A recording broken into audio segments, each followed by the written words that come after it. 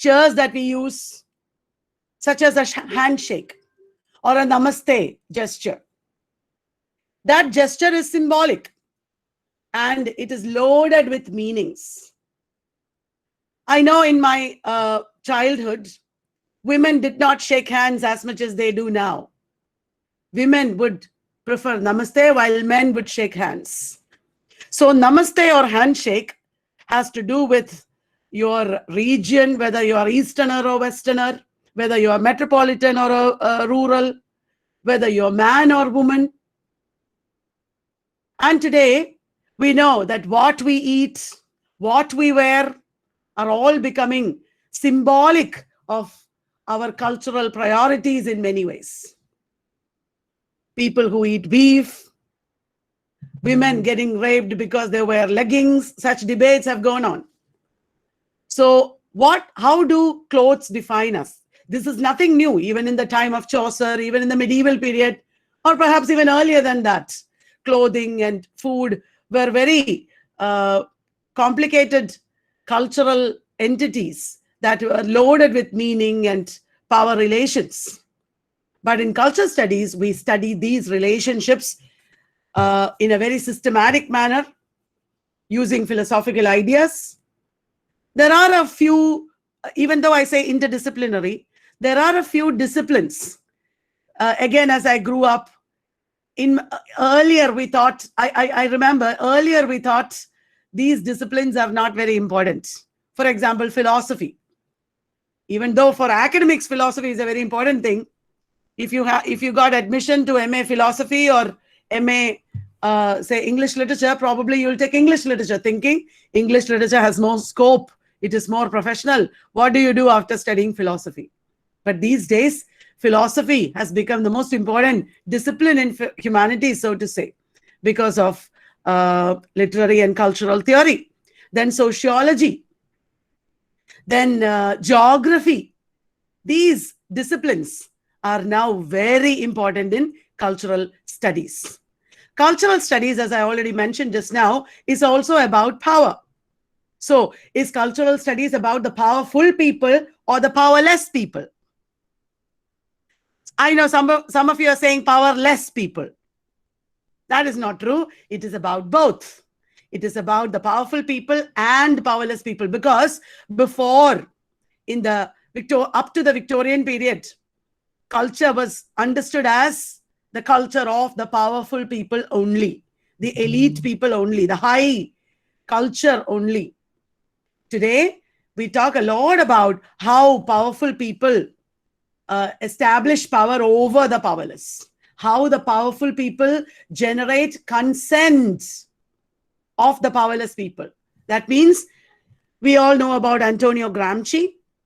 Gramsci has talked about the concept of hegemony, and hegemony is about how there is power working on some people or all people in certain ways, and we become complicit in that power relationship. In a patriarchal structure, the woman becomes complicit in her own subjugation.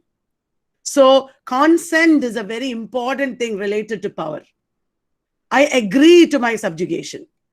When television ads tell me, as a woman, you should be beautiful, you should have a clear skin, you should have thick hair, you should be fair complexioned, things like that, I agree, I accept. I buy those cosmetics so that I will look better, because I am agreeing, or I'm being complicit in my subjugation to the rules or the unwritten discourse of gender. So culture studies is about how powerful people generate the consent of the powerless people. How do they generate? Through cultural mechanisms, starting from the family or marriage or advertisements or the discourse of health.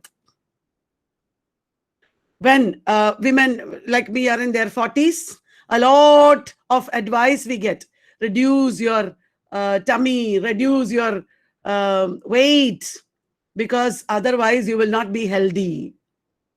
This health is not actually a objective monolithic thing. There is a lot of resistance against it, especially in the West. There is something called obesity studies or fat studies. All that comes under the purview of cultural studies. So how does culture force upon us norms of gender, of health, of success, and so on, of beauty, and so on and so forth? How power and its relation to knowledge. When I say, okay, I know that we should reduce weight, otherwise we will not be healthy. That is knowledge that we take as objective truth. That objective truth is not so objective, and it is related to power. We know it was Foucault who talked about the nexus between power and knowledge. Power and knowledge have a deep symbiotic relationship. They together work to subjugate you to discourses. So how the power-knowledge nexus negotiates our social relations, what we are in our society, as a woman, as a middle-aged person or young person or old person, as a teacher, as a Malayali. These are all my identities, and my social relations are created within these identities. But these identities are not given things. They are not absolute truths. They're all constructed through power relations that I engage in, through cultural institutions. So my identity is constructed, my body is constructed, my knowledge is constructed. Thus, every discipline that studies the human being or the human body or human relations, every discipline like law, medicine, biology, philosophy, politics, arts, literature, all these disciplines come under the purview of cultural studies. Any subject or discipline that studies the human body, the human experience, the human being. So culture studies is about power, how power works upon the powerless people. Now, what do I mean by powerless people? Powerless means the disadvantaged people, the dispossessed people, the oppressed people, the silenced people. Within cultural studies, we have refugee studies. Within cultural studies, we have tribal or subaltern studies. We have disability studies. We have queer studies. All these studies are about how power works on these people, how all relationships and practices are related to power. And power is related to representation. Representation means how representation in culture or art or literature involves selective marginalization. When you make a movie about, say, Kerala, how many people in Kerala get represented? Is there a selective marginalization at work? Is there stereotyping at work? Representation pertains to the discourses of religion, of race, of gender, and sexuality. When we talk about Kerala, when we make a documentary on Kerala, how much do we talk about the LGBTIQ people in Kerala? How much do we talk about the disabled people in Kerala? They often get ignored. So representation is also a very important issue related to power. Now, there are a lot of major ideas that come under concepts or ideas that come under cultural studies. I will look at them one by one. The first is the concept of identity. Here we can see Malala Yousafzai. We know that she is a woman who has stood up against oppression and fundamentalist subjugation of women. Against the Taliban, she has stood up and she has won the Nobel Prize. Malala created her identity, or her identity got created, constructed through a process of negotiation with her religion, with Taliban. Her gender, the discourse of gender, the discourse of education, the discourse of nationality, the discourse of our nation, the discourse of religion, and so on and so forth. were at work in the story of Malala, in the formation of identity of Malala. How various coordinates intersect in creating our identities. That is a very important concern of cultural studies. When, for example, we read newspapers, somebody is raped or somebody is engaged in a scam. There is a difference between a man engaged in some financial swindling or scam and a woman being engaged in it. Immediately, we'll talk about her as a woman, not as a human being. When there is a rape that happens, whether it is young or old, whether she wore provocative clothes or not, whether she was out in the dark or not, whether she is powerful or powerless, all these different identities of the victim come to play in the discourse of rape. So, what are the ways in which identity plays in the discourses of culture? That is a very important idea in cultural studies. Now, let us take a look at the next important concept in cultural studies: ideology. You know that this is the picture or the model of the proposed Ram Mandir at Ayodhya. Ideology is a set of beliefs and attitudes that a people will have, a community will have, a person will have, based on his or her identity. Ideology is an idea discussed by Karl Marx and Louis Althusser.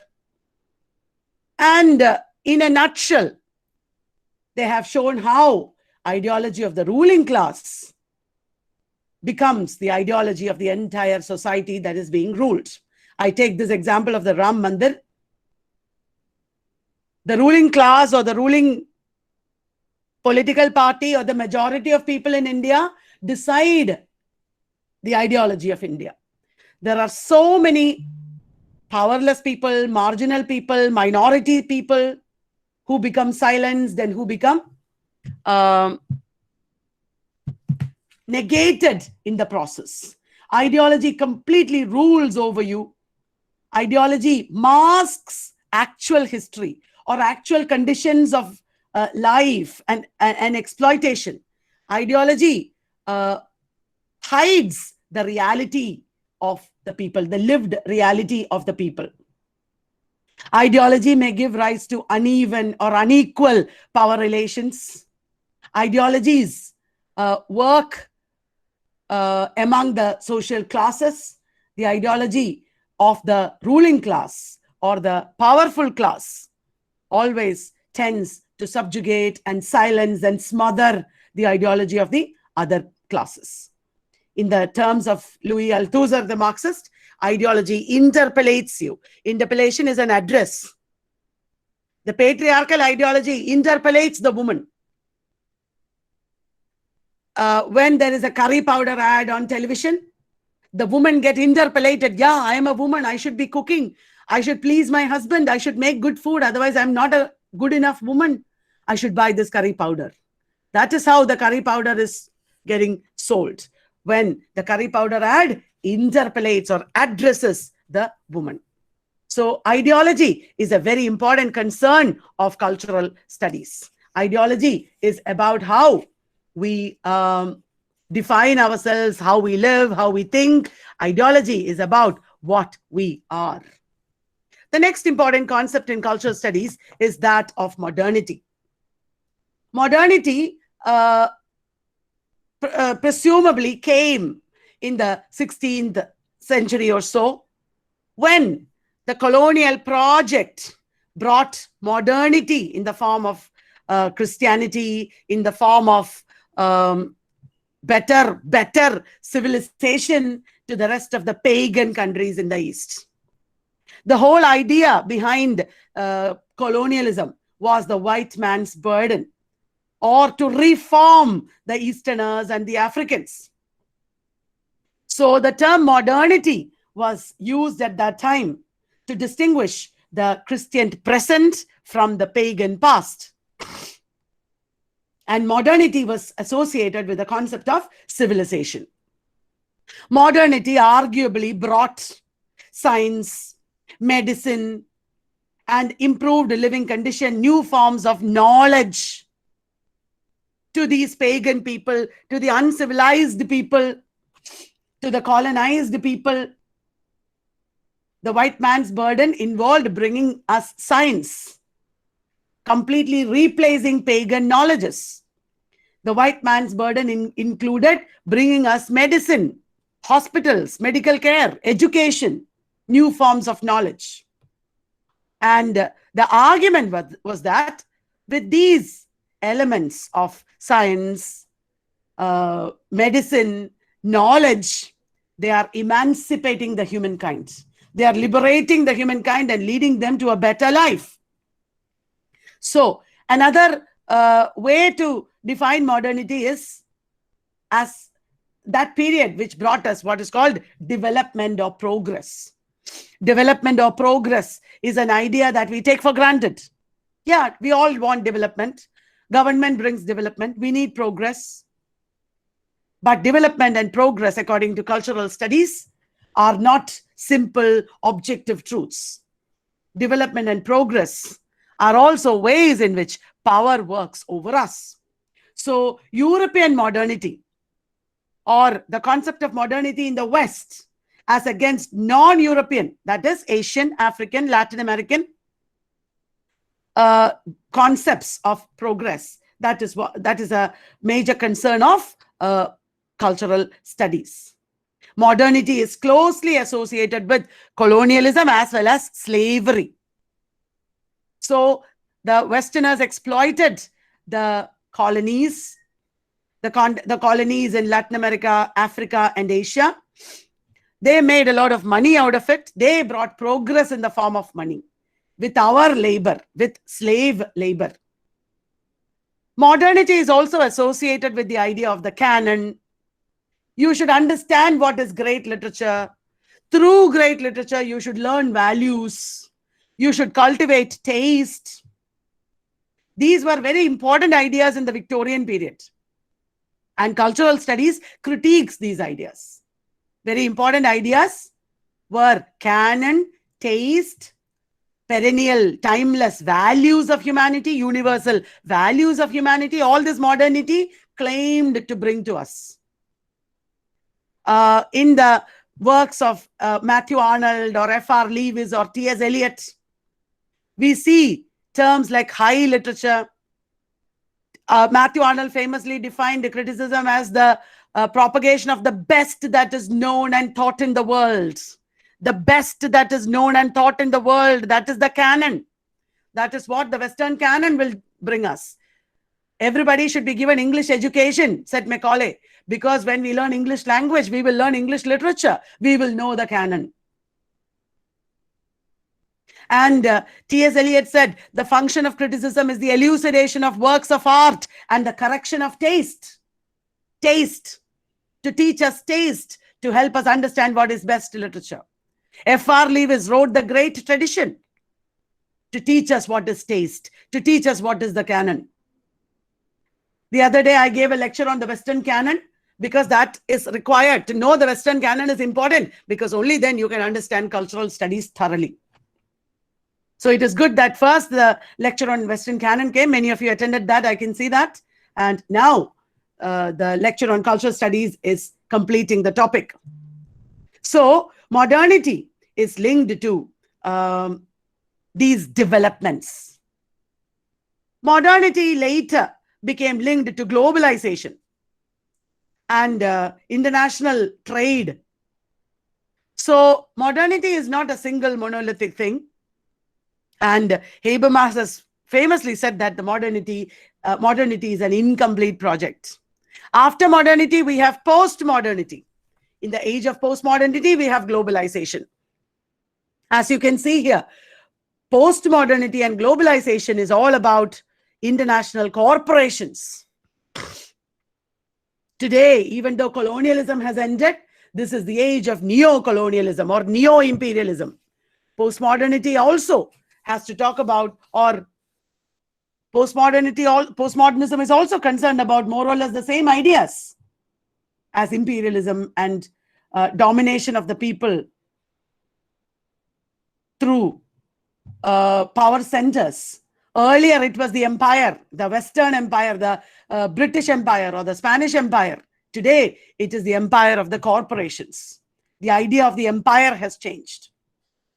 Postmodernity became possible, globalization became possible because of technology, because of the super fast means of communication that have developed.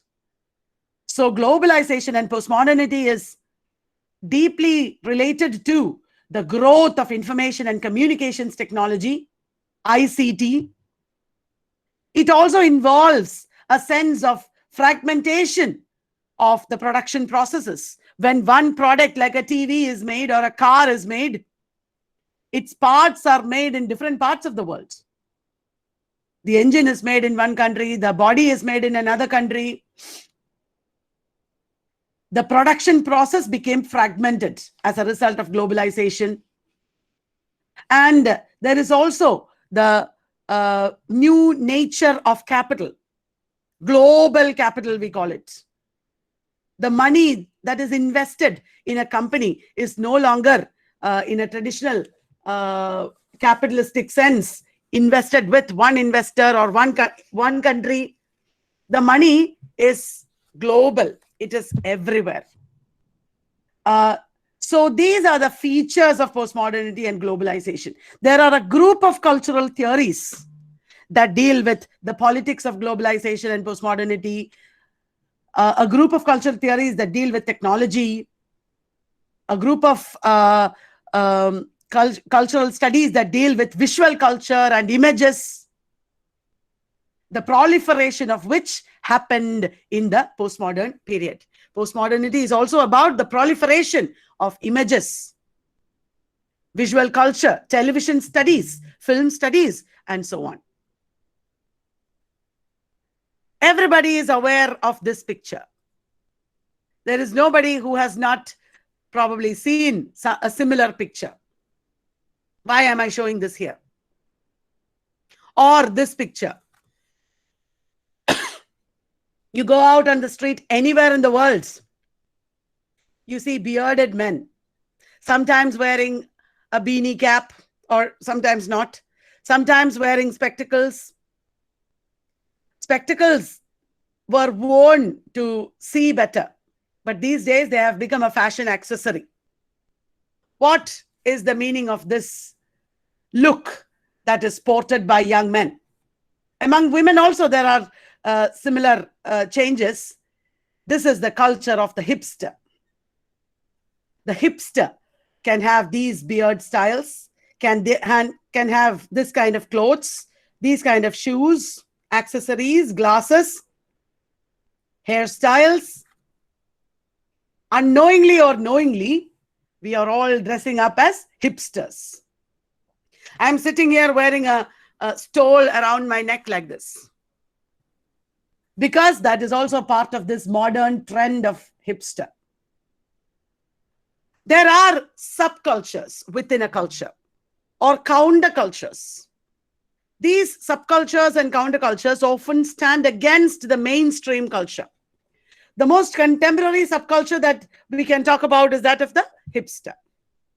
In the history of humanity, you can see subcultures and countercultures a lot. For example, another example would be the hippies of the 1960s or the beat generation of the 1950s. The concept of subculture and counterculture involves the idea of resistance. And they're often in opposition to dominant ideologies and dominant politics. They might involve dissent and protest. They may deal with power structures through aggression, through or through acceptance. So this is another area within cultural studies. Resistance, countercultures, subcultures, they form a completely different area within culture studies. There are culture studies theorists engaged in such discussions. Another very important topic within cultural studies is nation. Nation is a discourse. It is not a given fixed entity. We know Benedict Anderson famously defined nations as imagined communities. Nation is an imagination. We just had our Independence Day. Many of us sported Indian flag. We must have listened to patriotic songs or watched patriotic movies. We must have worn some national costume. All this are various ways in which we perform our nation and bring it into being. Nation, therefore, is constructed out of a set of narratives and practices. Nation is not a given fixed entity. It is a construct born out of a set of narratives and practices. When we do these practices or engage in these narratives, we get the feeling of, okay, this is India. There is also a range of images or iconography that brings the nation into being. Images of the national flag, for example, the 3 colors or 4 colors, the ways in which India is represented. These are all related to our understanding or imagination of the nation. Nation is usually narrated to let us think about it. How do we experience the nation? This is reminiscent of independence movement. So nation is narrated through history. When we talk about independence movement, we might remember Mahatma Gandhi or Subhash Chandra Bose or Sardar Vallabhbhai Patel or B.R. Ambedkar. So nation is constructed through great personalities, whom we consider as great personalities. Nation is constructed through experiences, through monuments or geography or map. The Taj Mahal reminds us of India, the concept of India. Nation is constructed through successes and failures. When Gunjan Saxena, the movie came, whether the real Gunjan Saxena is the first woman or not, that controversy is going on. But ultimately, why that controversy and why this movie? What is important here is not only that woman. What is important here is the memory of Kargil, the memory of war with Pakistan. We are feeling happy that man or woman, first woman or second woman, whatever it is, India fought Pakistan. India killed them. We are remembering the patriotism. We are remembering the bravery. We are remembering the bloodshed that Indians have done. We are constructing the nation here. Implicitly, even though we are not aware of it, Kargil, war, we need war is good. That message is being conveyed through this film. Nation is also created through festivals and rituals, through traditions, through myths. The myth of, say, the Hindu Rashtra or Bharatavarsha, the myth of Mahatma Gandhi, the myth of independence, so many myths associated with the concept of nation. Habermas again has talked about the post-national state. The post-national state. What? Because the term nation, the concept nation is now regarded as having got over. What about the state after the concept of nation is over? The post-national state. That is an idea associated with Habermas. And how far do the people or the public sphere have a role in the concept of the nation? Such engagements are there in cultural studies. Now, another concept in cultural studies is that of multiculturalism, where many communities coexist. We have the blacks, the browns, the whites, the reds, the yellows in countries like the United States of America. cultural pluralism is what multiculturalism denotes. Cultural pluralism. And this was as a result of the migrations that happened in the 1960s and 70s from across the world to the developed countries. People began emigrating from the 1960s onwards to USA, to Canada, to Australia, to Europe, resulting in the multiculturalization of these developed countries. So what are the issues related to multiculturalism is also a very important concern of cultural studies. Each of the concepts I'm introducing is a whole world in itself, is a whole discourse in itself. And next concept that I will take up is that of fundamentalism. Roshni ma'am was telling me that this is a part of the syllabus in your college. And not only because it is part of the syllabus, it is a very, very important topic that we need to discuss in relation to cultural studies today, because it is a very painful reality of the modern period. Yesterday, you see, I'm a businesswoman.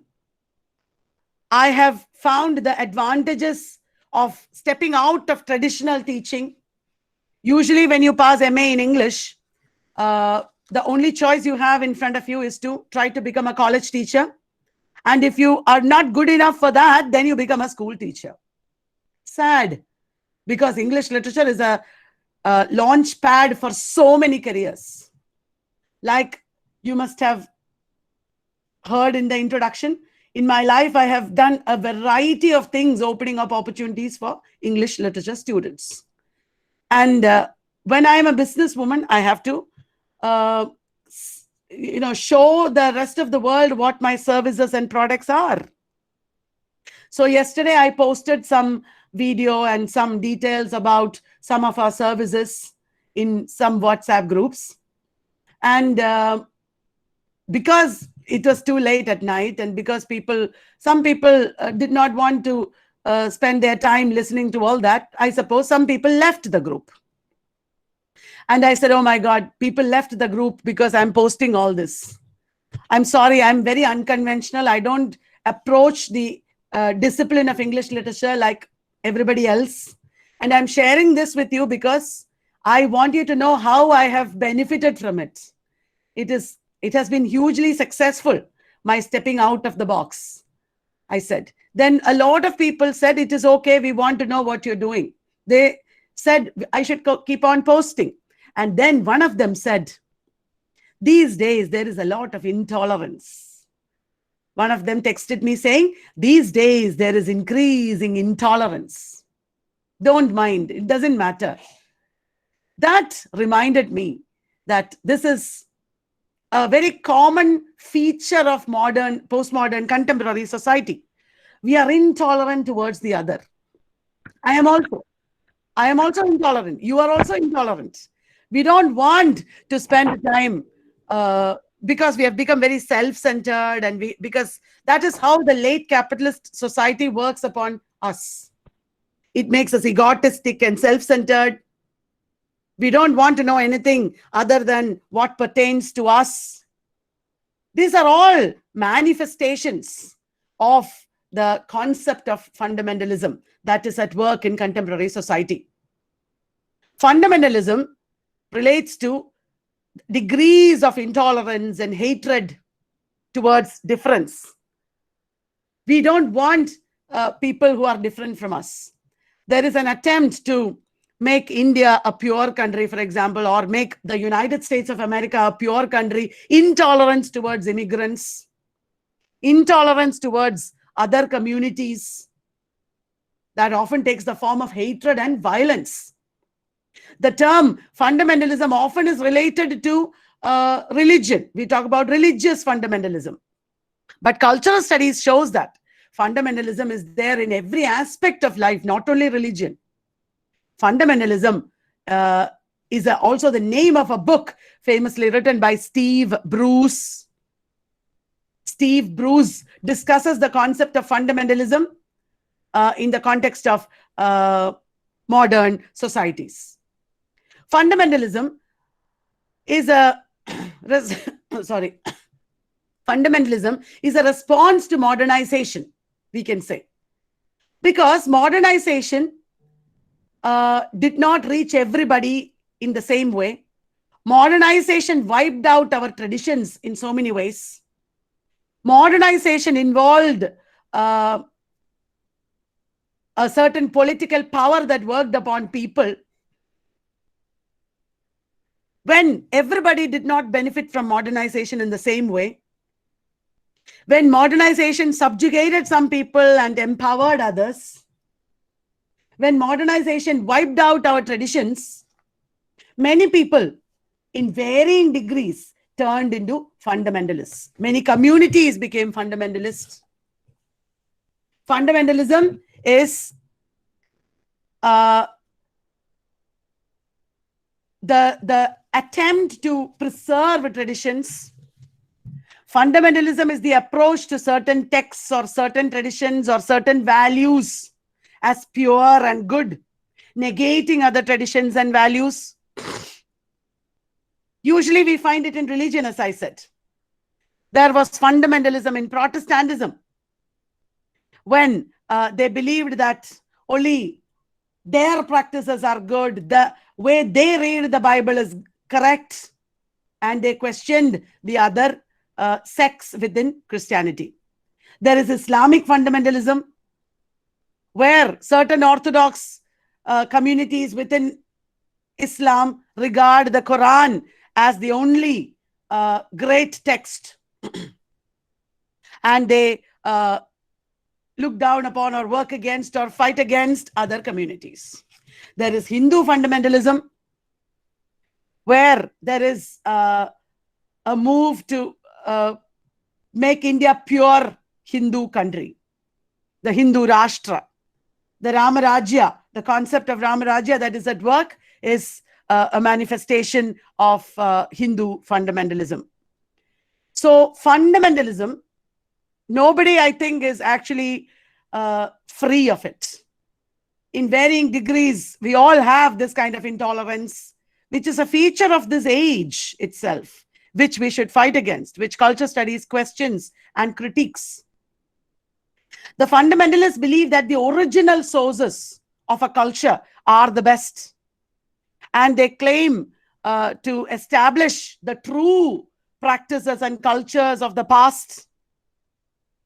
They claim that they can reclaim a lost golden age. So fundamentalism often involves an aggressive return to the past. The fundamentalists uphold their beliefs and aggressively try to establish them. There will be bloodshed. There will be communal riots as a part of it. It will tear apart nations. It is a very dangerous ideology and practice.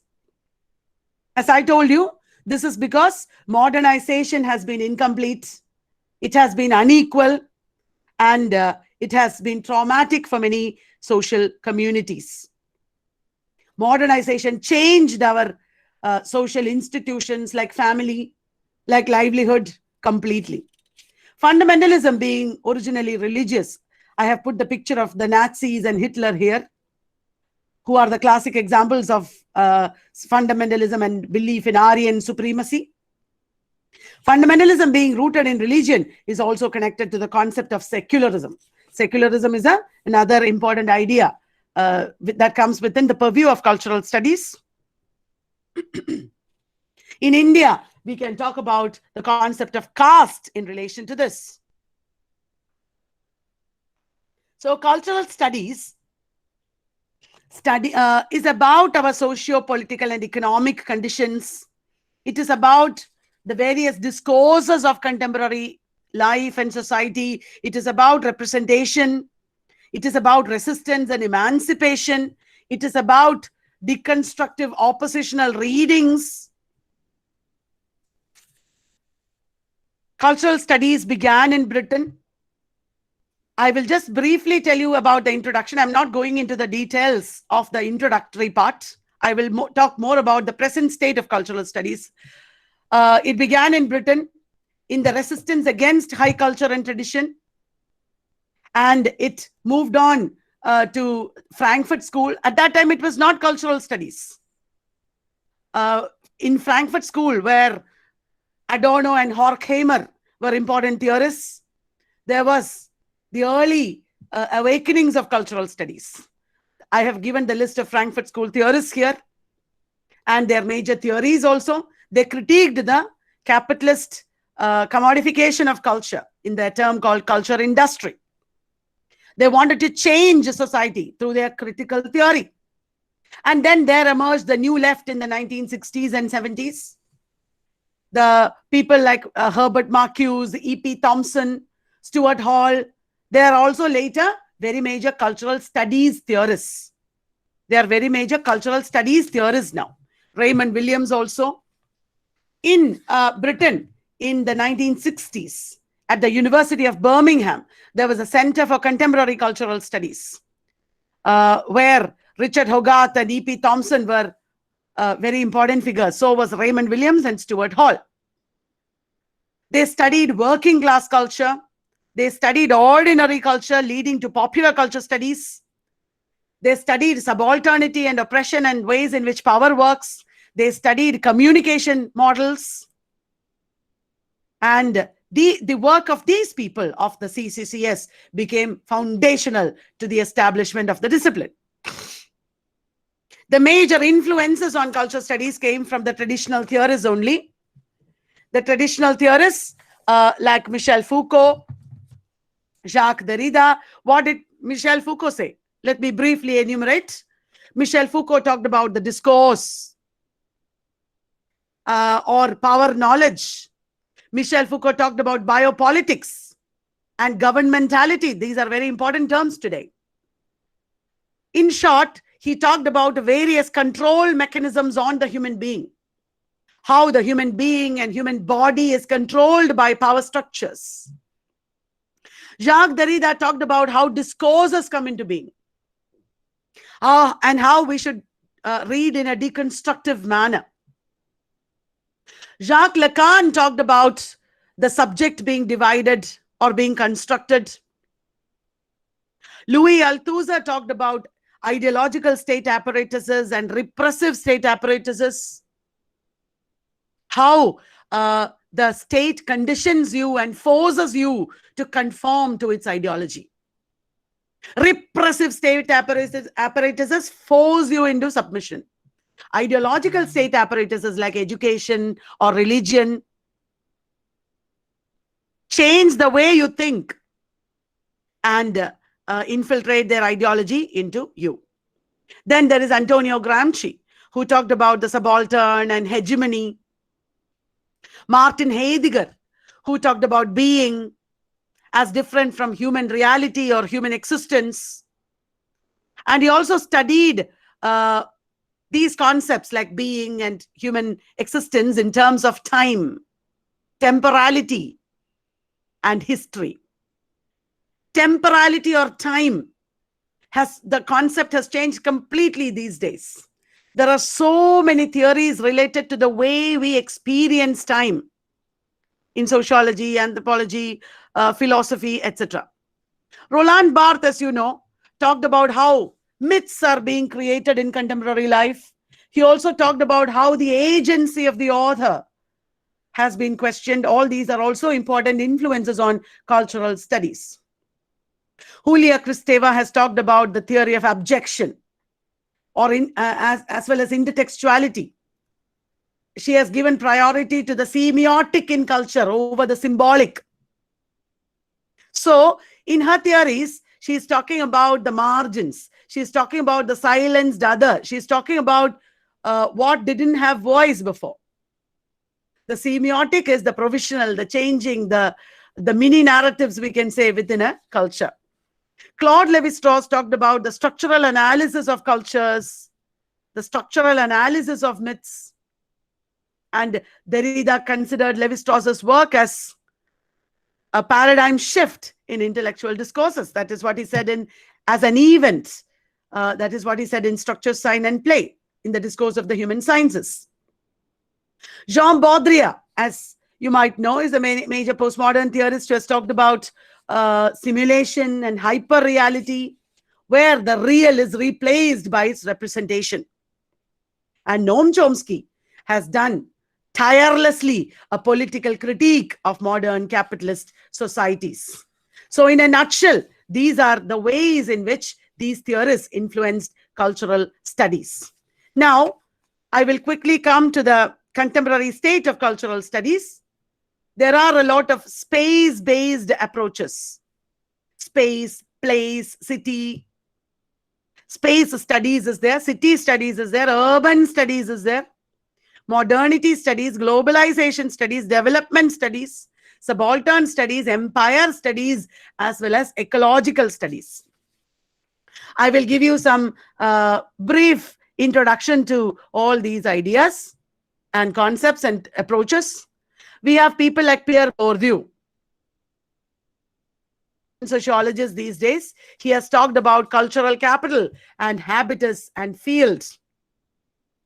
Cultural capital refers to the symbolic elements acquired from one's class. There are three kinds of cultural capital he talks about. We acquire it from our class, social class. There is embodied, which means our talents, our knowledges. There is objectified cultural capital. That means the gadgets that you buy, the car that you buy, the house that you buy, material goods. Objectified. Institutionalized cultural capital is there. That means the degrees you get. With the cultural capital, you within you, there is created a habitus. The physical embodiment of cultural capital is what is called habitus. When you have cultural capital, it takes the form of habitus. That means your skills, your dispositions, your habits, your attitudes. People who have a certain cultural capital, that means a certain education, a certain class they belong to, certain skills and talents they have and knowledges they have, those people will have certain attitudes or habitus. And to give you an example, if you grew up in New York, in very rich surroundings, imagine, what is it, Amitabh Bachchan movie. There are two Amitabh Bachchans, twins. One is growing up in very rich surroundings in New York. The other is a slum dweller. Their cultural capital is different. Because their cultural capital is different, their habitus will be different. Their attitudes or habits will be different. And with those attitudes and habits, they will enter a field of activity, like law or education or business. And when they enter a field of activity, they are bound by the rules of that activity and the knowledges of that field. So these are the major concepts in Pierre Bourdieu. Naturally, he is trying to show how our identities are created by all this, how we engage in power relations because of all these ideas. You might already know about Edward Soya and third space. Third space is a geographical idea which Edward Soya talked about.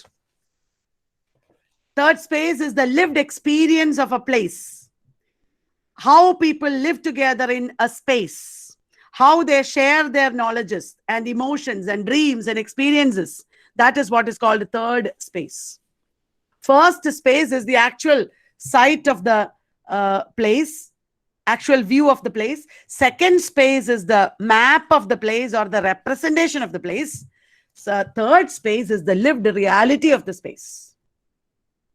It was Roland Robertson who talked about glocalization. Roland Robertson talked about glocalization, which is a portmanteau word including global and the local. Glocalization includes both global and local. He speaks of glocalization as being at the heart of globalization. Robertson argues that goods are targeted on a global scale but produced in produced locally and also aimed at local markets. When you produce, say, Lay's or Coca-Cola, It is a global product aiming at local markets. Every community is sold Coca-Cola in a different way. The youth are targeted with the ad which says, do you want to be with your friends and have fun? Drink Coca-Cola. The women may be targeted in a different way. Are you tired shopping and bringing your child home, etc.? Take rest and drink Coca-Cola. I'm just imagining some advertisement ideas. So local markets are targeted. And globalization involves a kind of resistance to the imperialistic designs of the forces of globalization. So it is an improvement on the idea of globalization. Then there is Arjuna Padure's concept of disjuncture and 5 scapes. Sorry. Arjuna Padure talked about disjuncture and 5 scapes, again in the context of globalization. Globalization has presumably led to a borderless economy. There is an international community now without borders, presumably. But Arjuna Padure shows that it is not so seamlessly united, this world. There is disjuncture in this world. When money, people, culture, etc. flow in the globalized world, it creates a disjuncture. Disjuncture means disjointed in nature, disrupted, disharmonious. So what Apadure means is that there is growing interrelationship and interdependence between communities. True. But there is also disjuncture between them. And he says that in a globalized community, there are 5 ways in which people and products flow. There is ethnoscape, which is the actual flow of people. There is a mediascape, which is the actual flow of media. We watch American television or Japanese television or Korean programs, etc. That is mediascape, the global flow of media images through internet and technology. Then there is technoscape, which is a global flow of technology. We can buy our mobile phones is the best example of technoscape, or our software, or computers and laptops. Then financescape is there, which is the global flow of money. And then he also talked about ideoscape, which is the global flow of ideology. The 5 escapes may be at disjuncture with one another. The ideoscape of India, or the ideology or the flow of ideas in India, may be at disjuncture with the ethnoscape of Kashmir, for example.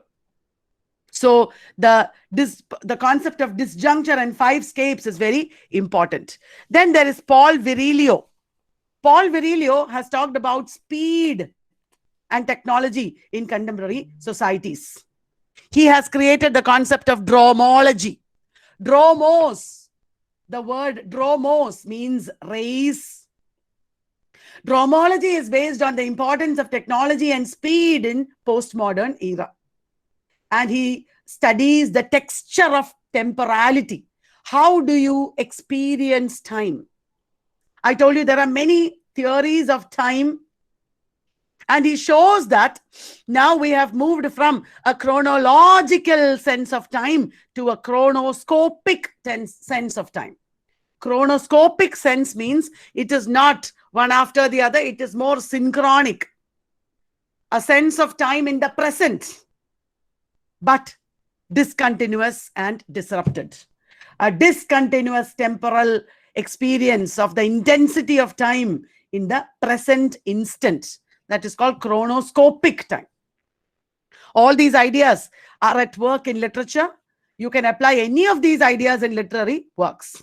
Doreen Massey is a major theorist who has written the famous book, A Sense of Place. In that book, she defines place not as a singular thing, but as constituted of multiple identities. A sense of place means place as constituted of multiple identities. Places as processes becoming, not being, places as processes, and places not as enclosures with an inside and outside, places as, these are all post-structuralist ideas. Derrida talked about the text also similarly in this manner. Anthony Giddens has talked about structuration and modernity. Structuration is a very important social theory about how social systems are produced in terms of both structure as well as agency. The individual is important, or the agent is important, as well as the structure is important. Structuration is where the agent meets the structure. What is the meaning of this? Why do you talk about it at all? This means that understanding larger social phenomena is not enough. For example, understanding a nation as a larger discourse, a large idea of nation is not enough. If you apply the theory of structuration, you will also talk about the individuals and agencies within the nation, and realize that the nation is not one single discourse or narrative. There are many conflicting narratives of the same event within the concept or the discourse of nation, you will realize.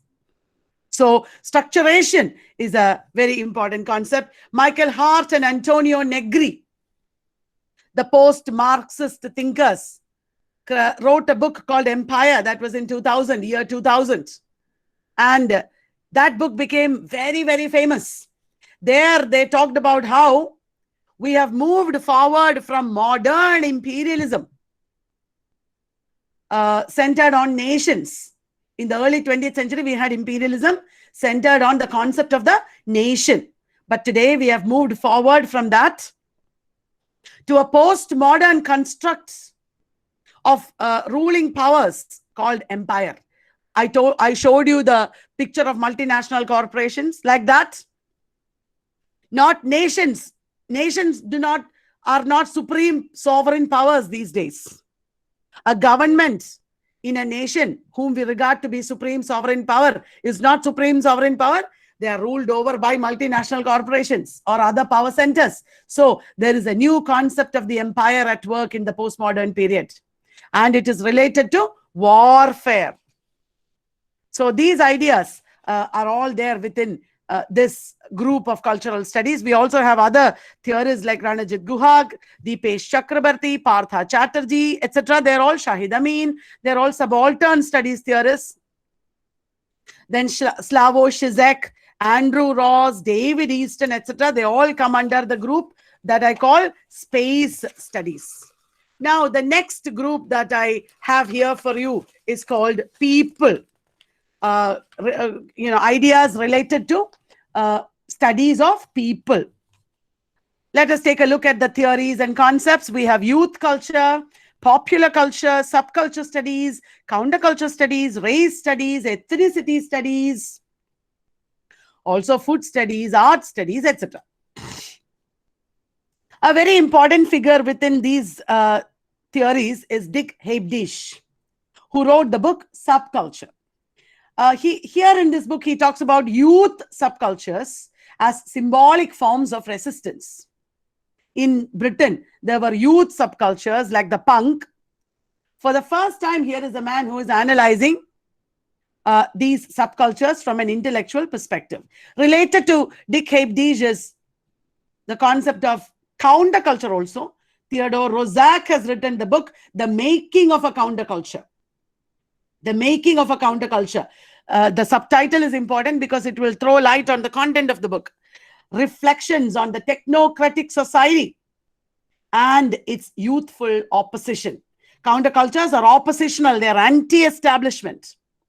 Countercultures emerged a lot in the 1960s in America and Europe. And today's hipsterism can be regarded as a counterculture. Then there is Angela McRobbie, who has written about youth culture, post-feminism, illusion of equality, complexification of backlash, subjects of capacity, etc. Don't worry, they are easy ideas and very interesting ideas to discuss. You must have heard the term top girls. Top girls are like post-feminists, young girls, empowered girls. Top Girls is also the name of a play by Carol Churchill. Top girls or young women are attributed with capacity. They are made to believe you can do it, go do it. We are all like that. We are all top girls. The society tells us, the government tells us, yes, yes, you can do it, do it. We will give you freedom.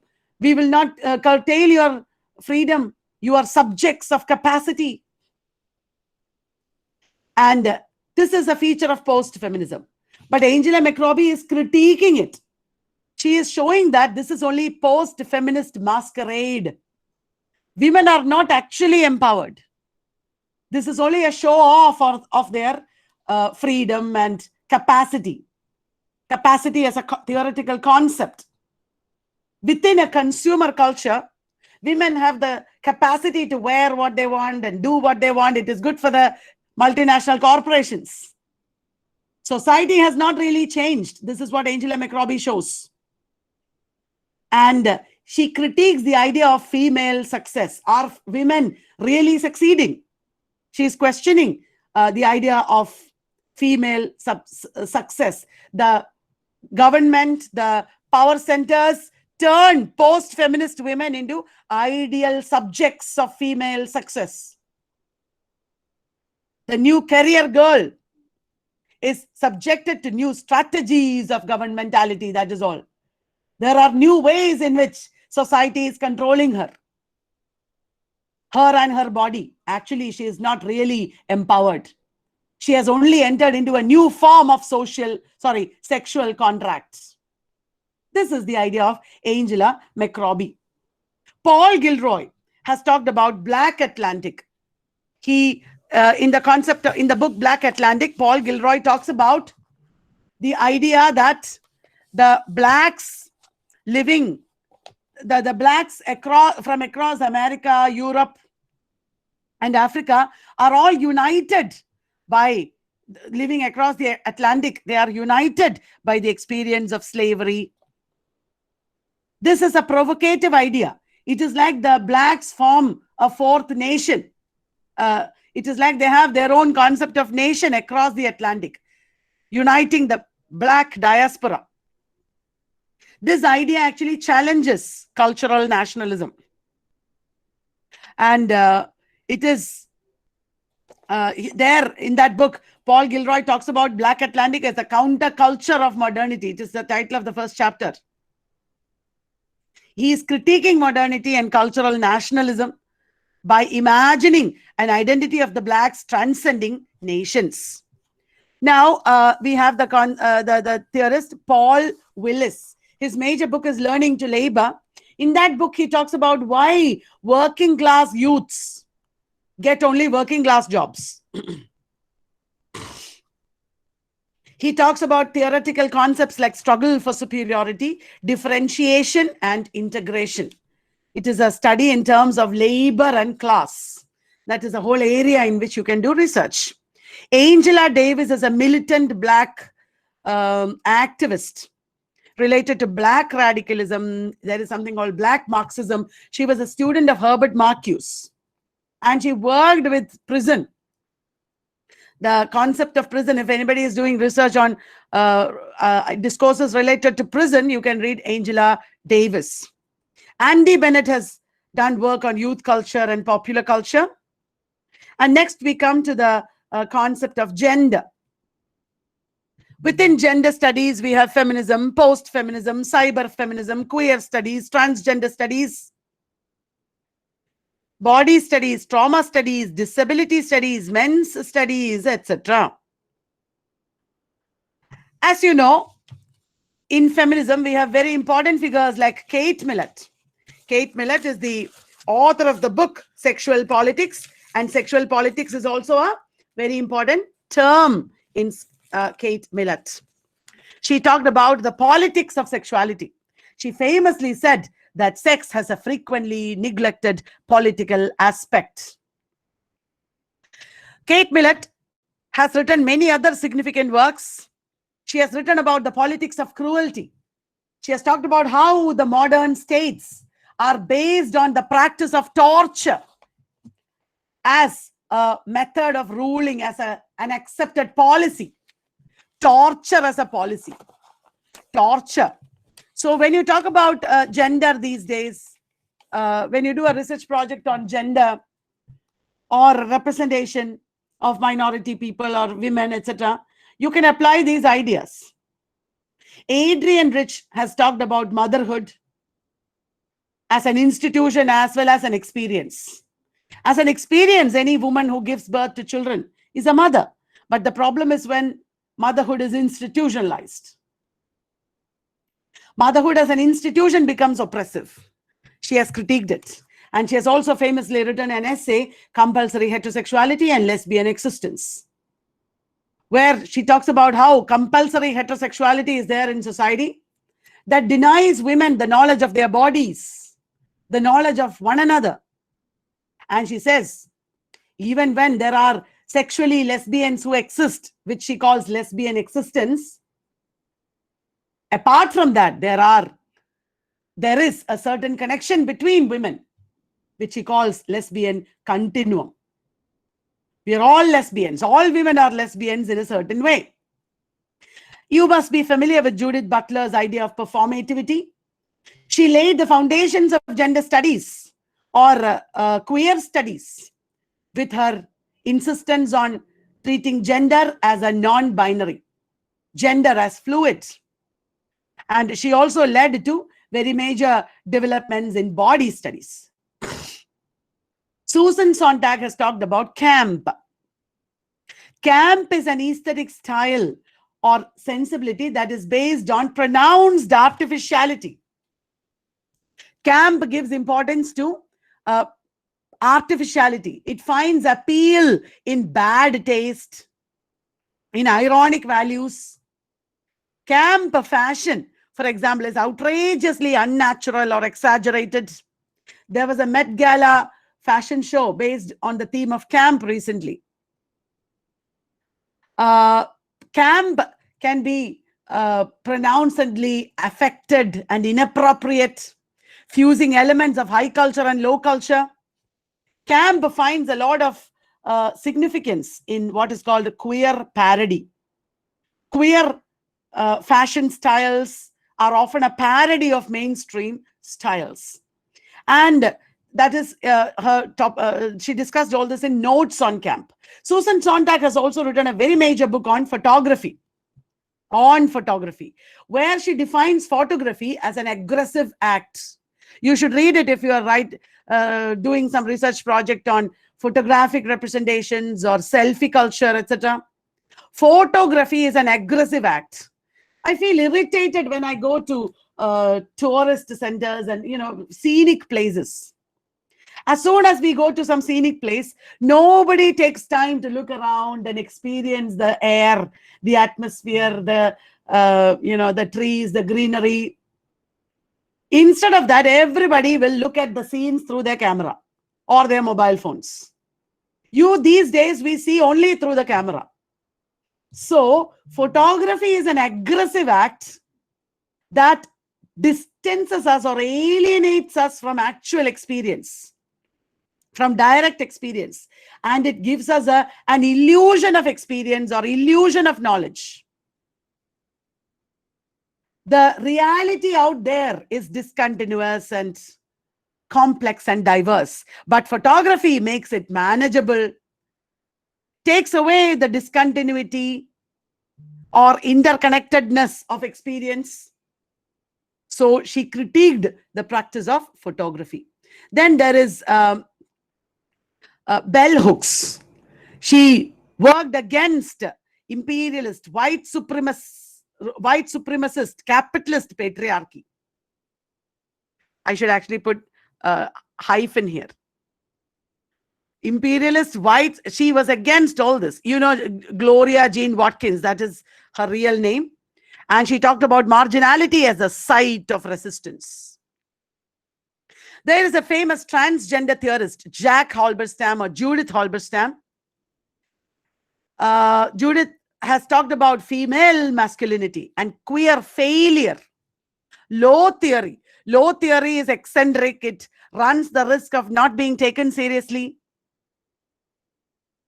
When I theoretically look at my own teaching practices and my own Q shop and how I bring English literature down from its pedestals.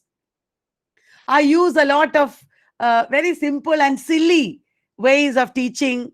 Sometimes we do even Zumba in the class as part of teaching. I went to Assam and did that in the Central University of Assam. The students were all tired and they were not able to understand, I thought.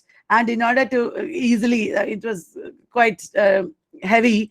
And then I told them, okay, I'm going to ask you some questions, and every option will have a different dance step taken from their bihu. And if there is, everybody stand in a circle and I will say the question. If it is option, whatever you think is the option, you do the dance step. So sometimes people were doing different dance steps, and it led to a lot of hilarious fun. Things like that. What I learned from is low theory.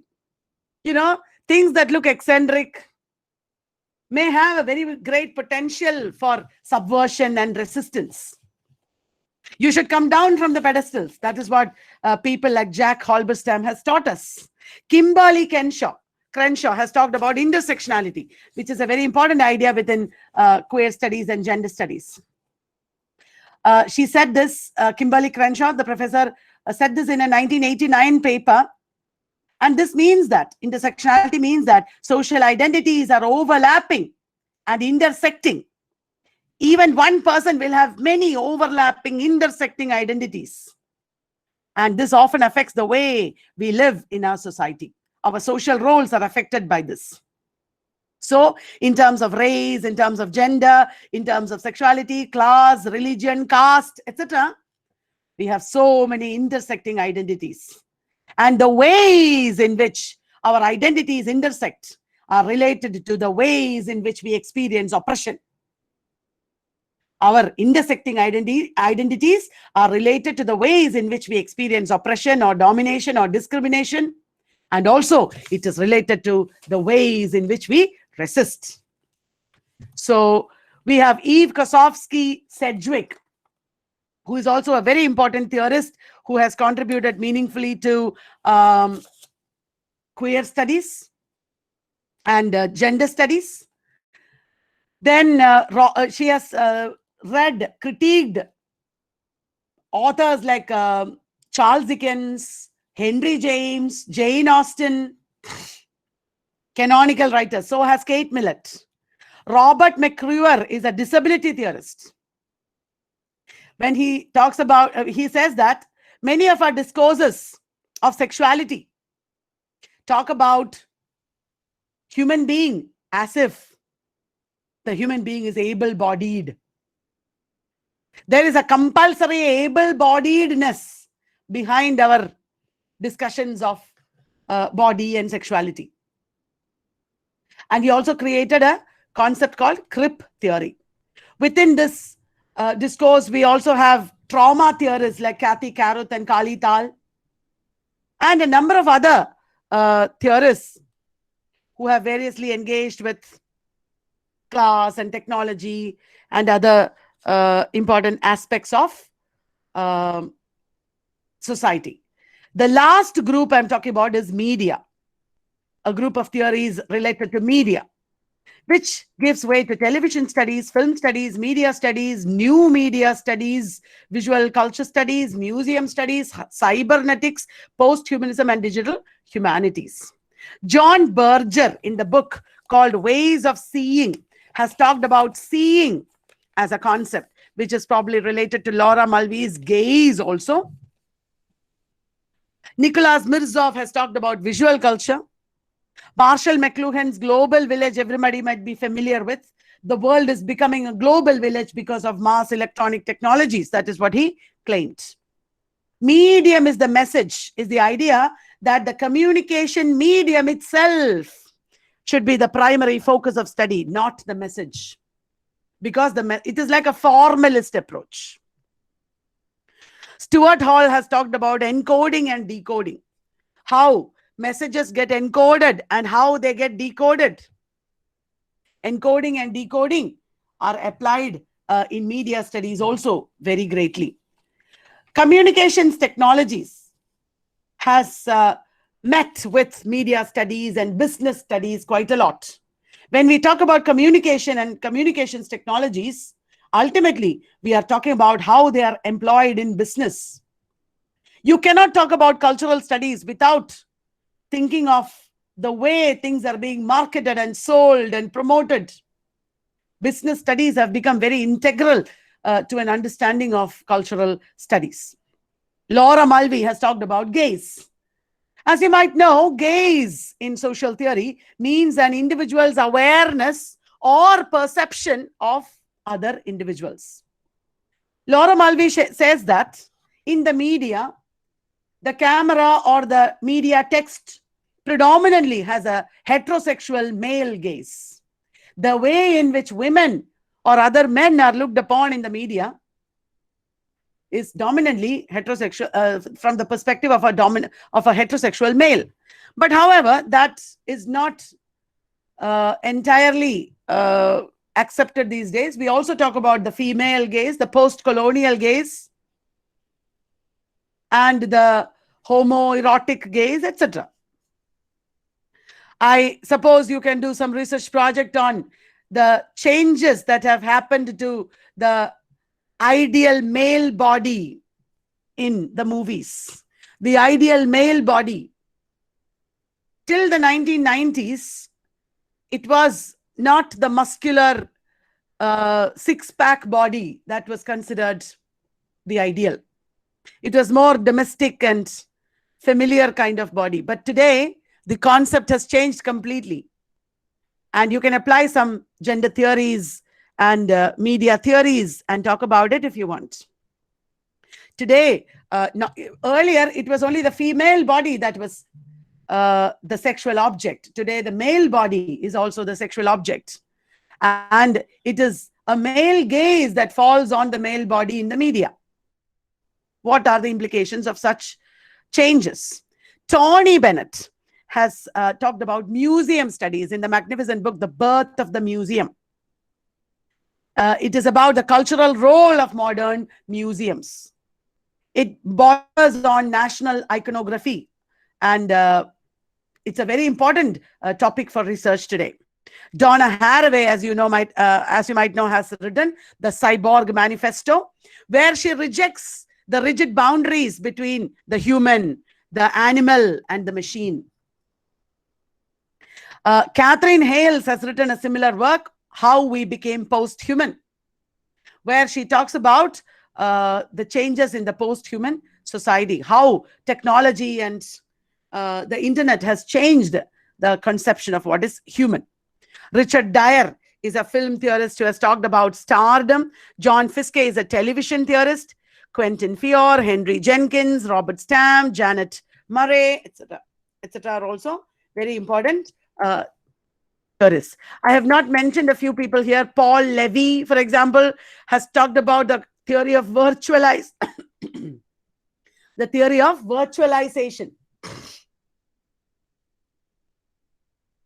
Like I said, in the case of Paul Virilio, it is about how technology changes our conception of time. Paul Levy's concept of virtualization is about how technology changes our perception or experience of time. Within these discourses, I should also mention certain terms and approaches called post-Fordism, Gatesism, Bill Gates, Gatesism, etc. There are also related disciplines like animal studies, Renaissance studies, and this is a quick list of some of the major journals in cultural studies. Somebody can do research on journals itself, how various journals represent ideas and communities, etc. So that was much longer than you expected. I suppose you expected a 1 hour lecture. I have talked for 2 hours. I'm so sorry if I was overwhelmingly heavy and said too many ideas. Very superficially I spoke, I know, I was just introduced, but I don't know if you are bored and tired. Anyway, I'll stop sharing and we will come to we'll come back to you. Thank you so much, ma'am. It was such an engaging, informative session, ma'am. And we really realize why you are always called a phenomenon. Because especially when we circulated the link for registration, we had more than 1,000 people registering in the initial days itself. You're such an influence in the academic field, ma'am. I'm sure many people have benefited from listening to you. It's always a pleasure and privilege to listen to you, ma'am. Thank you. It's just God's grace, and if I'm just a hardworking student, nothing like that. I'm not a phenomenon or anything. Thank you for your magnanimity, but I don't think that is true. Ma'am, can we move on to the few questions, ma'am?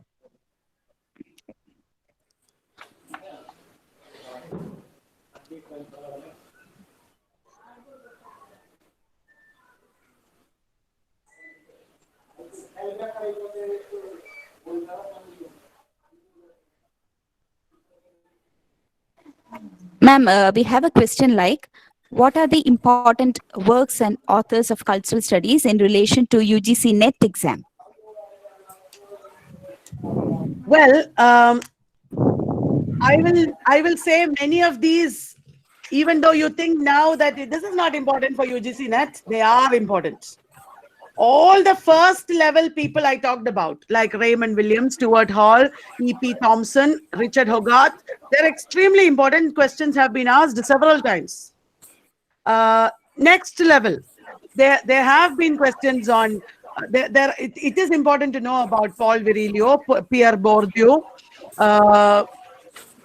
I think there is, I wouldn't say you should leave out even a single one of them, because even though they have not been asked so far, that doesn't mean they are not important or that they will not ask. They will ask. If not this time, next time. So most of these writers that I talked about, I think is important for UGC NET. Because UGC NET is not about, okay, we will ask questions only about these people. UGC NET is about what is expected of an English literature student of the contemporary period. These knowledges are required of an English literature student of the contemporary period. And these are people who are being taught about in central universities. You know, the UGC NET will contain questions from central university syllabi, and these are all important theorists in central universities. So you should definitely know at least a little bit about all of them, especially since you have a whole unit on cultural studies. Next question. Okay, ma'am. There's another question like this. The concept of black man has evolved an image of animalistic view who is violent as well. Can you throw a light on this concept in relation to cultural studies? Black man as animalistic and violent was a very colonial idea that existed in Heart of Darkness and tech before that. Cultural studies and black studies have continuously critiqued it, questioned it, and it is a stereotype. Black man is even a wrong terminology these days. You should not say black. That is politically incorrect. So there has been a lot of resistance in culture studies among all these people. Many of the theorists that I mentioned have sought to show how culture has been unfair to the Africans and African Americans and Caribbeans. And this is what I said, stereotyping. And the culture studies is against it. Yes. You mentioned violent, and that is itself a very important concept related to subalternity and black scholarship. As you know, starting from Frantz Fanon, there has been a discussion of violence, how the colonial masters have been violent, or the power centers have been violent in subjugating the blacks, and how decolonization will also be a violent phenomenon. Next. Thank you, ma'am. There is a question on how does pandemic affect in the transformation of culture? What affects? I didn't hear. How does pandemic, the corona pandemic that we have right now, how does that affect the transformation of culture? Well, the corona pandemic is not a one single thing. It is not like, okay, one virus is spreading and people are dying and people are locked down, and it is not as simple as that. Every single event in cultural studies should be looked at politically. What are the agents involved in the corona pandemic and who is benefiting from it? There are so many ways in which you can look at the pandemic and its effects. I would see the pandemic as greatly hand in hand with the coming of 5G and online education and new communications technologies. It was necessary for the multinational corporations in the world that people sat at home and looked at their mobile phones and turned to internet more, which is what happened. I am not saying that the pandemic was created by anybody artificially or anything, but the impact of the pandemic has certainly very great benefits for the multinational corporations. And the pandemic throws light on our social inequalities. When we talk about technology, technology is not the same thing for everyone. When we were talking about digital India just before this, we know that technology or digitization is not the same for everyone. For middle class or upper class people, for educated people, for the youth, it is a very good thing. But what about the rural people, the socially marginalized and financially downtrodden people? What about the old people?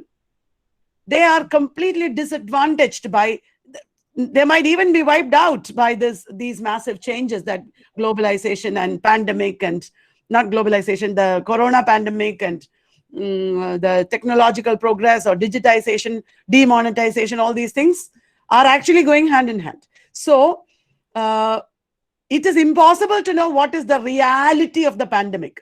Did somebody create it? Is it biological war? Is it real or not? Did we always have this virus? Is it just that we are testing right now? Is corona just one single virus, or is it starting from cold? Is it a range of viruses?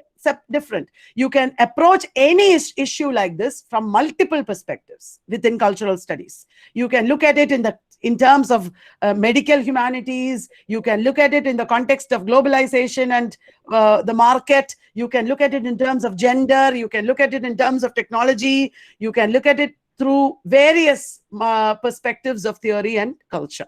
So it has thrown open a lot of issues and lot of approaches, and like any event for that matter, because this event is universal and touches everybody. I'm sure it has changed our life and our perceptions, our knowledges considerably. In fact, I think there's a transition. The world will never be the same, I think. Okay, ma'am. There's another question. What is the point of difference between subculture and counterculture? Subculture and counterculture are very related and slightly overlapping. Subcultures may have countercultural elements. Counterculture is oppositional. It is resistance. Subculture, not necessarily.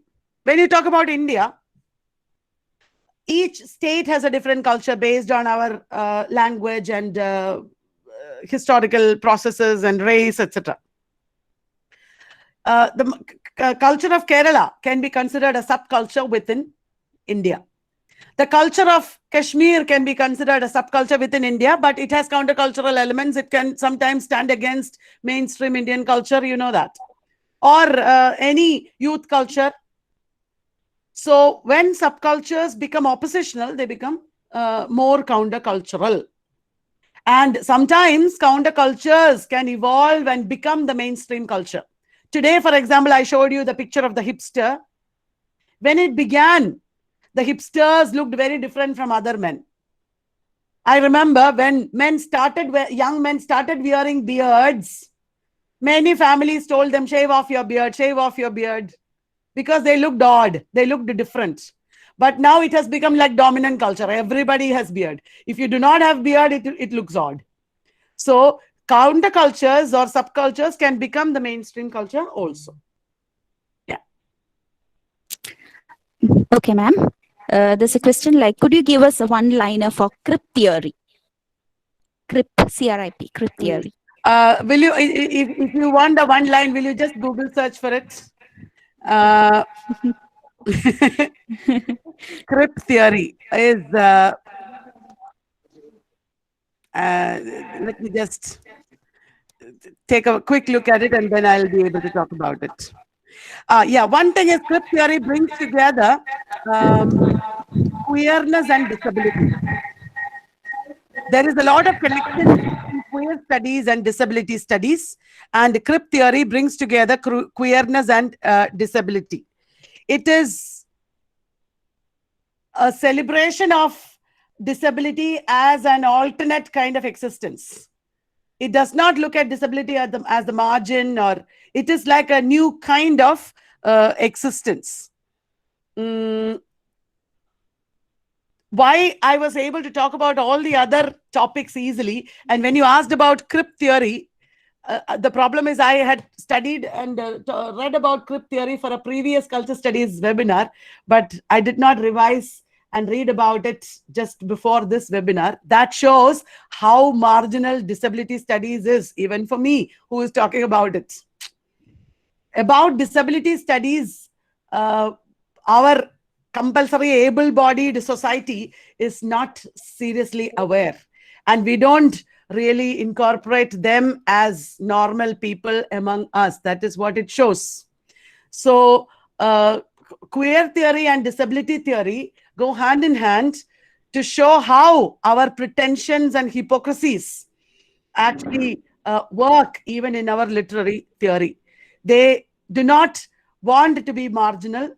They want to be considered as equal with the normal people in the mainstream society. And they look at disability or queerness as a thing to celebrate, as a thing that creates their alternate identity, not their marginality. Okay, ma'am, there is a question on how does contemporary myth fiction and popular fiction genre justify myths and beliefs? The part of the question was not audible. What was it again? How contemporary myth fiction in popular fiction genre justifies myths and beliefs? That question has a problem, because the question is presuming that there is something called myth and there is something called belief that should be validated by myth fiction. I suppose you mean books like Amish Tripathi's books. Contemporary myth fiction highlights the fact that myth is a myth. Myth is not a reality, and myth is just a story that has evolved around, history, through years of history, through centuries. And myth has always been about interpretations and changes. In that sense, contemporary myth fiction need not uphold beliefs or established myths. It need not accept or justify established ideas. Contemporary myth fiction is a fictional rendering of beliefs to show that beliefs and myths are not monolithic and unified ideas. In that sense, contemporary myth fiction is doing a marvelous job. Because when Amish talks about Shiva, the Shiva that we know in our mind, in our belief, is itself a construct. It is itself a very multiple, diverse idea, where Amish's idea is also being added. So the fictionality of all discourses is what is bringing being brought to our mind when we talk about contemporary myth fiction. So that is the response that I have to give. Thank you, ma'am. Ma'am, another question. How did music culture affect postmodern era? Music has been a very, even though I failed to mention it in the talk, music has been a very important concept. Music culture has been a very important concept within cultural studies and postmodernism. Both are, culture studies and postmodernism, are very eclectic in its approach to the arts. I just sweepingly said the term arts when I talked about it. I did not talk about music culture. Postmodernism has been, as not only as a theory but as a culture, has been deeply related to music. For example, the beginnings of postmodernism in the 1960s is interconnected with the rise of the beatnik generation, the Beatles, both of which are associated with music. The Beat generation, like Jack Kerouac, etc., they changed the conception of musicality. They performed their poetry. And the Beatles were the rage. There was a Beatle cult across America and Europe and even in Asia eventually.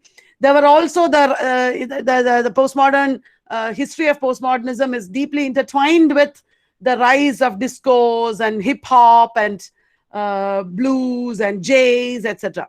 Even before that, in the age of modernism, modernist culture was connected with jazz, the rise of jazz. Harlem Renaissance, which was a modernist movement within America, was related to black music and arts. So the arts, not only music, but painting, architecture, sculpture, all these have been integrally connected to modernism and postmodernism, not only historically, but also theoretically. People who have studied youth culture have written a lot about music culture also. Some of the authors that I mentioned, the theorists that I mentioned, I think Andy Bennett have written a lot about music culture. Yeah. Thank you, ma'am. One more question. Can we take 2 more questions? Yeah, I'm ready. Provided I know the answers. Okay, ma'am. Except a handful, most of the significant names in cultural studies are from outside India. Do you see a dearth of Indian theoreticians in this regard? Well, not only in literary theory, in almost all the major developments in science and humanities, it is outside India, people outside India. Even if they are Indians, they will be from America or some other country. So NRIs. That is, I think, because of the nature of our education. In India, we still focus a lot on, mugging up details. And even this webinar will be a practice of taking down names and concepts and studying definitions. We are not actually productive in our education years as much as people abroad are. The advantage Indian education has above them is that we study more things. We know much more than they do. But abroad, the condition of education is very different. In international universities, there is a lot of research happening and give and take happening. Here, research is about competition and fighting each other. But there is a lot of, and also because they are native speakers most of the time, America, France, Germany, they have all been seats of philosophical thinking and literary theoretical deliberations. And people, as you know, we all aspire to go abroad and work abroad, etc., for the same reasons. A lot of Indian theorists, and we are also disadvantaged because we have lost our original Indian thinking and Indian approaches and knowledges, and we are always second language speakers of the English language. We are always a little subservient to them. But there is a lot of Indian contribution also. It is both ways. There are lots of Indian theories and people who have come up with, when Indian theorists come up with very significant ideas, the thing is, those ideas do not get marketed all over the world. We don't hear about them. They don't become part of the canonical theories very easily because they are Indians, and the publishing industry, marketing, everything is, there is a post-colonialism at work here. I mean, a colonialism at work here. The center is still there. That is why we have to resist it. We have to find ways of overcoming it, I suppose. Yeah. Okay, thank you, ma'am. We'll take one last question. Does anyone want to unmute them? I can speak. Someone wants to speak, they can. I would like to hear somebody's views. Would you please unmute yourself and say something?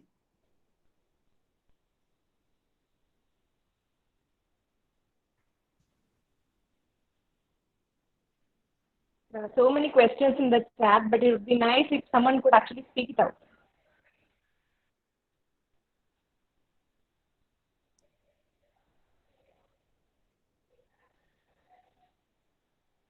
Okay, ma'am, there is another. Hello. Yes, Meeta. Hello, ma'am. Good morning. Good morning. I've been good afternoon, ma'am. We started in the morning and we have progressed to the afternoon. I was the one that was wondering about Indian theoreticians. Probably not directly related to the area of cultural studies. I am working on Indian women writers in English, but again, power relations. One common remark that I get from the academia is, why are you working on Indian women writers? Do you see that culture of looking down upon even research scholars who take up contemporary Indian women writing in English? Definitely. Indian literature is considered easy and Indian literature is not. But there are some reasons for it also, because sometimes European literature, and they are all aesthetically more dense, and it is very complicated. You can't just say it in one formula or one sentence, the experiences of the Westerners, their traditions of writing, and they're all different. And because they have been canonized and promoted so much, we accept them more easily. That is one reason for their superior status. Women writers in India should get themselves heard more, and they should also encroach into or embark on better or alternate kinds of writing, and we should have some pioneering works and writers.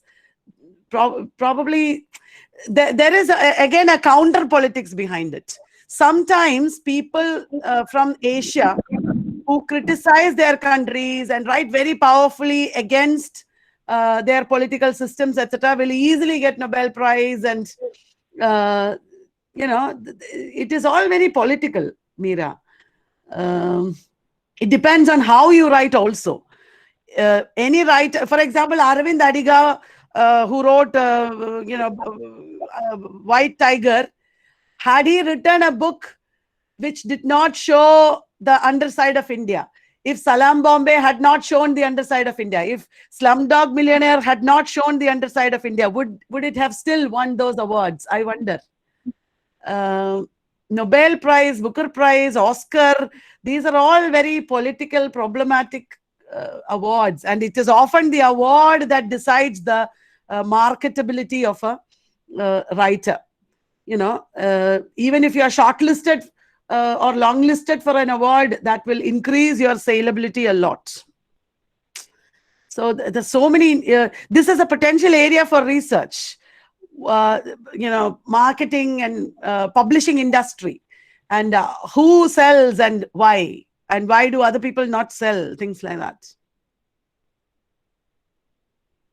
Right, ma'am. Thank you. Just wanted to hear your thoughts on it. Thank you. Shall I, Roshni? I'm Shyama. Yeah, Shyama, please. Yes, ma'am. Yes. Good afternoon, ma'am. By now, I suppose you're aware of the fact that there's a huge fan following for you among the academia. I'd just like to draw your attention to that fan culture. Has it been theorized? Definitely. There is a lot of writing on fan culture and fan fiction and things like that. That's a very major area within film studies and visual culture, celebrity studies and things like that.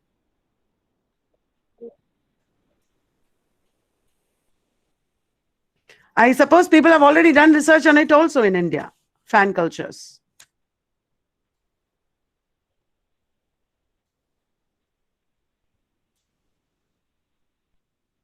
Okay. So I think we can formally end the session right now by very formal vote of thanks. I hope that is Yes, Roshni. yes. Yes. Thank Thank you so much, ma'am, for giving so much of your time. Let me now formally invite the coordinator of this webinar, Roshni, to propose the vote of thanks. Thank you so much for the chance. And first of all, very importantly, I would like to thank our resource person, Kalyani ma'am, for being with us today. Her session was highly informative, very energetic, very practical oriented. I cannot have enough adjectives to define it actually. Thank you, ma'am, for being with us. And this is a really fantastic session. And I'd also like to thank our principal, manager, IQC coordinator. Manager and IQC coordinator could not be here to attend the webinar. But from the very moment that we have been approaching them with the proposal, they have been very kind enough to support us. And I would also like to extend thanks to my colleague, Dr. Govind Raj, who has been very kind enough to provide with all the technical assistance. Without him, the webinar wouldn't have gone live or other. And I should not be thanking very formally my colleagues in the department, without whom this whole concept of webinar wouldn't be happening. Thank you so much, all my dear ones. And once all, thank you so much, Kalyani ma'am, for being here. Thank you. And Thank you, Roshni ma'am. And I should actually thank all the participants here who's in the webinar. They've been patiently attending the webinar, and the participants in the live also, YouTube live. There have been nearly 300 participants going in live watching your talk, and there have been so many technical glitches happening there, but still they said very patiently and to watch your words because you have a huge fan following, ma'am. There's no other word to describe that. Thank you all. shall I say a few sentences? I should thank you for your trust in me, all of you, coordinators, college, the management, the participants, whoever you call my fan following. It is not really that they are my fan following. I still disagree. It is that they are thirsty for knowledge. They want somehow to get to know all these things in a very clear and easy and useful manner. So because it shows their earnestness towards their discipline and towards the profession. And if 1,000 people come and listen to me, it also shows how desperate they are to somehow build their careers, and it shows the difficult times that we live through. So it is not so simple as that. Apply some cultural studies on it. You will see a variety of approaches possible to this one event of 1,000 people applying for a participation in a webinar. So it is because I realized that I study very earnestly, even though I have done culture studies talk several times in the past 1 month. I sat up till 3 o'clock in the morning and I studied, I read books, and I made more slides because I know the importance of doing my best, because so many people's desire and aspiration and future may be dependent on such webinars and opportunities we give them. And it is a lot of learning for me also.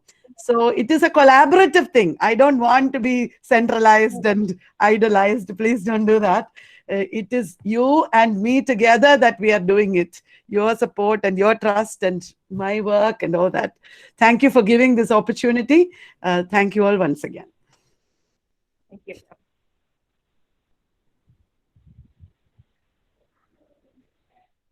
Right, shall we conclude?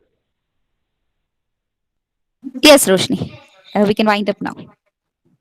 Okay, so thank you all for So- being here. So we are ending. I have already pasted the link of the platform. Those who haven't got it, okay, and pasting it again in the chat box.